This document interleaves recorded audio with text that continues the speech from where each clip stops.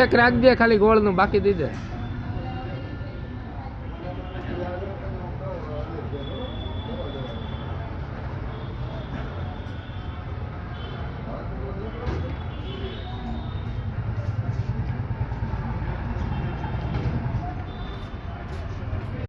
Hello friends, હું Ghanshyam Gediya as YouTube actor. આજે તમારા વચ્ચે ખાસ એટલા માટે આવ્યો છું કે બાપા સીતારામ અન્નક્ષેત્ર ટ્રસ્ટ જે અમરેલીમાં ઘણા સમયથી સરસ મજાનું કાર્ય કરી રહ્યું છે, જે દર્દીઓને 100